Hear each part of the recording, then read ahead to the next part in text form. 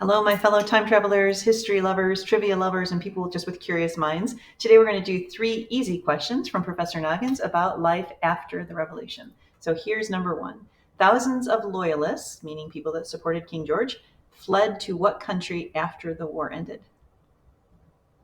And that is Canada. And actually, just as an aside, when I was first wrote the first book, the reason this is here, of the Kep Westgard series, I had a hard time thinking of the antagonist because the antagonist was going to go to point after point after point, these turning points of the American Revolution, and try to change history so that the British would win. But what would be the motivation? So then I learned there was a number of lawsuits, actually. So loyalists who fled to Canada then said that the American government illegally came in and confiscated lands and wealth, businesses, and there were a lot of lawsuits. So in my series, the antagonist holds bitter was brought up with the revenge, with bitterness that the family inheritance had all been taken from them by the Americans, and that, among several other reasons, is why he goes back to all of these turning points and tries to change history. So anyway, a little aside.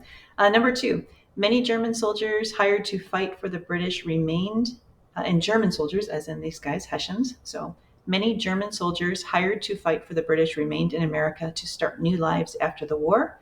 True or false?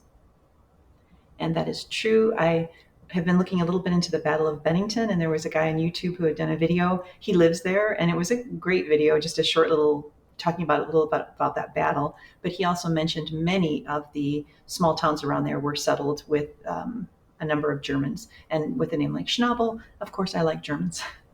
So that answer is true. Many of the Hessians after the war settled in the United States. And lastly, what are the first seven words of the Constitution?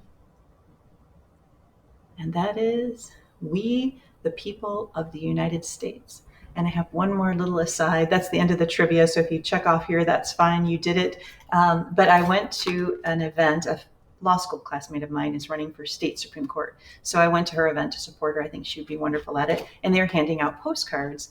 And on the front of the postcard, it says, the most important political office in a democracy is that of citizen. And that was Chief Justice Brandeis said that. And I thought, that is so true. So if you are somebody who votes, who knocks on doors to promote whatever politician you believe in, if you take part in the public debate, but also, and lastly, if you learn American history, I truly, truly believe that you are a better citizen if you have at least some grounding in American history.